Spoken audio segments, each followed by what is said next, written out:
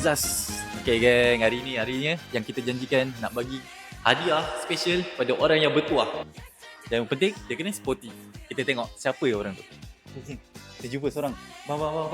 Okay bang, sebenarnya kedai buka hari ni, kita launching dan nak buat satu game baru untuk orang yang sporting bang. Jadi kita ada 64 barang yang kita bagi harga promo. Ni salah satunya, Sunlight. Jadi untuk Sunlight ni bang, abang rasa berapa harga lepas promo kita bagi?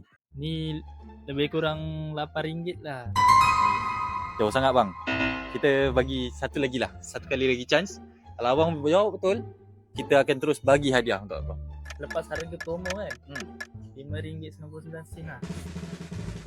Betul guys, RM5.99.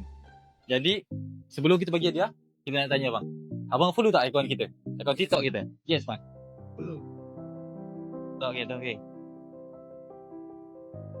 Oh, betul guys, dia follow.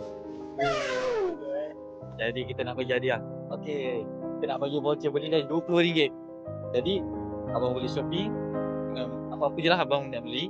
And then kalau harga dia bawah RM20, abang boleh kena tak payah bayar apa-apa. Tapi kalau lebih RM20, kira abang bayar after RM20 tu. Kira RM20 pertama tu dapat free lah.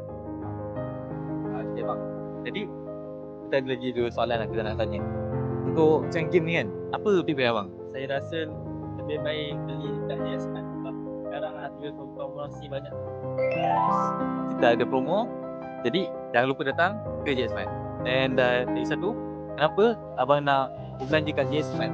Baloi sebab banyak barang yang boleh kita beli. Okay, datang guys, kita ada promo. And then feedback dari customer kita berbaloi. Jangan lupa follow, like dan share.